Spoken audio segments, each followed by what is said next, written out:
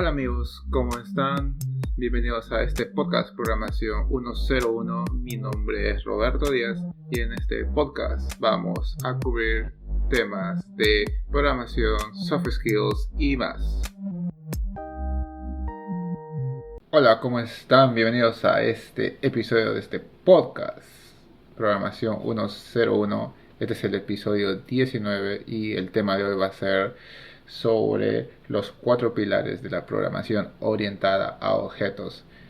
Pero antes quiero hacerte recordar que tengo una página de Instagram de este podcast que se llama Programación 101 y un blog donde escribo también cosas sobre programación que se llama robertocs.com. Entonces hablemos de los 4 pilares de la programación orientada a objetos. Vamos a tener 4, que estos son abstracción, encapsulamiento, herencia y polimorfismo, para decirlo en español correctamente. Entonces, vayamos por el primero.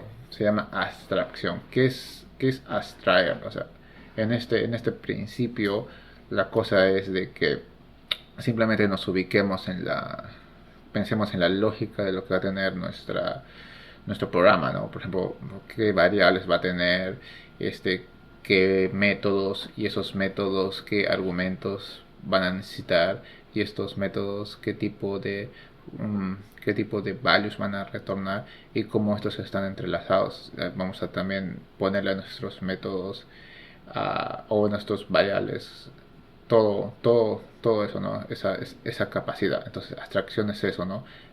Desligar desligar prácticamente la lógica de la programación y solamente poner todo lo que va a llevar a construir esto. Por ejemplo, podemos hablar por ejemplo, para decirlo así, ¿no? Para poner un ejemplo así simple, hablemos, por ejemplo, que tenemos una clase que se llama carros, ¿no? O una clase que se llama carro, para hacerlo más singular. Entonces podemos poner que una de sus variables va a ser la marca, el año o ¿qué te puedo decir? El modelo, ¿no? Y uno de sus métodos puede ser, digamos, acelerar, desacelerar, check velocity, algo así. Entonces, básicamente eso, o sea, vamos a ver qué va a tener esa clase, pero no nos vamos a centrar en cómo vamos a implementar eso. No nos va a interesar la implementación, sino nos va a interesar qué funcionamiento va a tener. Entonces, eso va a ser, más o menos va a tratar la parte de abstracción. Ahora, el encapsulamiento. La palabra encapsular viene de que vamos a hacer que nuestra clase, nuestro programa, tenga ciertas partes en las que vamos a hacer que que no sea de fácil acceso. ¿Por qué? Porque si, por ejemplo, el ejemplo más común que hacemos, que hay en esto de cuando tratamos el tema de encapsulación, es el de las variables de instancia, ¿no? Entonces muchas veces recomiendo, ¿no?, los libros, que es muy buena práctica por declararlas private. Entonces esto va a permitir de que nosotros creemos un métodos para acceder a ellas, dígase los setters y getters, ¿no?, que van a permitir acceder a estas variables. O sea, nosotros desde afuera de la clase no tenemos acceso directo porque así declaras private. Entonces la única manera que nosotros tenemos acceso va a ser por medio de estos métodos. Entonces eso va a ser encapsulamiento, va a esconder ciertas partes de la clase y la manipulación hacia ella, ¿no?, de tal manera que hace que nuestra clase sea segura y que no cualquiera va a venir y va a cambiar los datos, ¿no? Entonces, en la tercera tenemos herencia. Entonces, ¿qué va a ser herencia? Herencia, como suena, ¿no? Es como nuestro sentido común, vamos a heredar ciertos atributos de la clase que está arriba. Por ejemplo, dígase, tenemos, como le dicen acá en inglés, tienes un parent class y tienes un child class, ¿no? Entonces el child va a heredar, dígase, variables, o va a heredar también métodos, y estos ya pueden ser utilizados. O sea, no tienes que tú reescribir todo, simplemente heredas y los usas. Entonces un ejemplo de eso sería mmm, algo que puede ser, por ejemplo, un método. Digamos, estás escribiendo digamos, otra clase, no digamos, la misma clase. Vayamos por la clase carro, digamos, te escriben esta clase carro y vas a extender una que diga, no sé, o mejor hagamos un ejemplo más sencillo todavía. Pongamos una clase que se llame vehículo, ¿no? Vehículo es un término así muy general. Entonces, y vamos a tener una clase que se llama carro esta vez. Entonces, digamos que en vehículo tenemos un método que se llama acelerar. Entonces, cuando estamos heredando eh, esta clase, cuando ponemos, tú sabes, cuando declaramos así que estamos heredando, usas la palabra extends, ¿no? Entonces vamos a declarar que estamos extendiendo la clase vehículo, entonces vamos a heredar ese método que declaramos, acelerar. Entonces una vez que lo declaramos, simplemente lo podemos usar ahí directamente, normal. Pero claro, ahí también, en esto de la herencia también hay sus restricciones, ¿no? Depende del del access modifier que vas a usar. Por ejemplo, tienes tres, ¿no? Tienes el public, tienes el protected, tienes el private.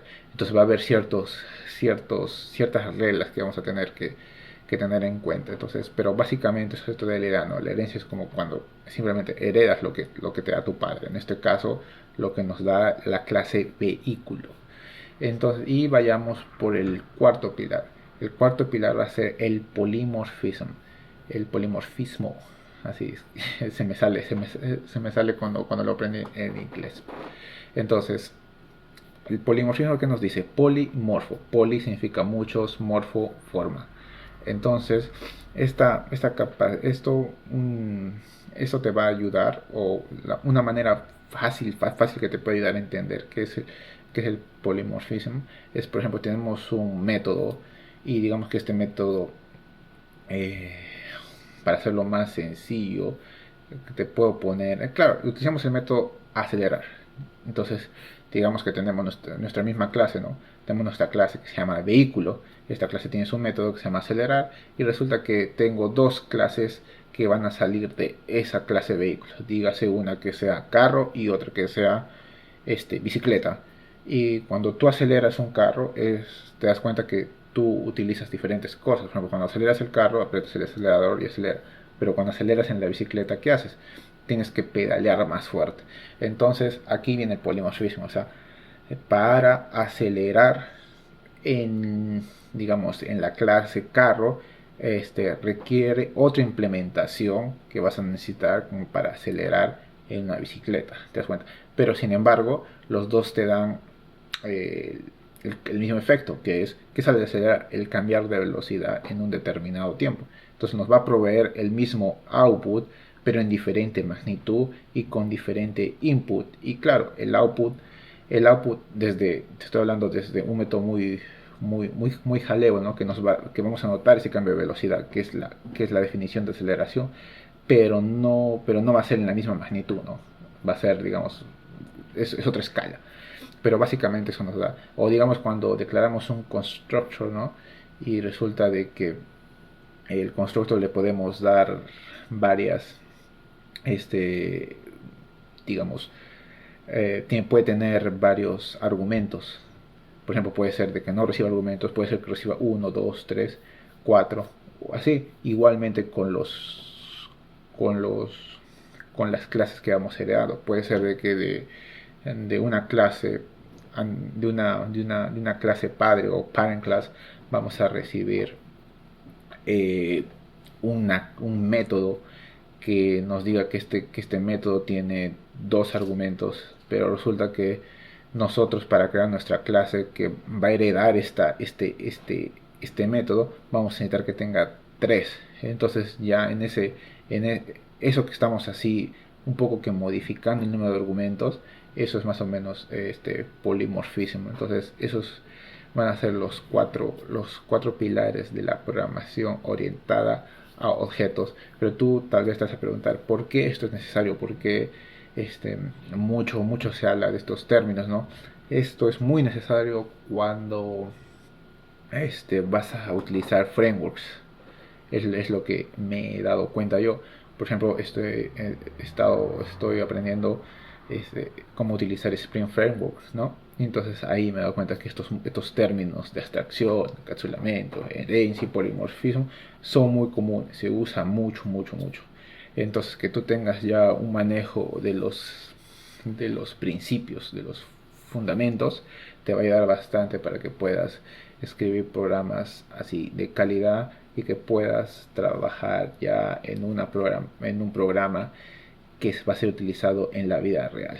Entonces, eso es muy necesario por esto. Entonces, ya sin más que decir, espero que este episodio 19 te haya gustado y que haya sido informativo para ti.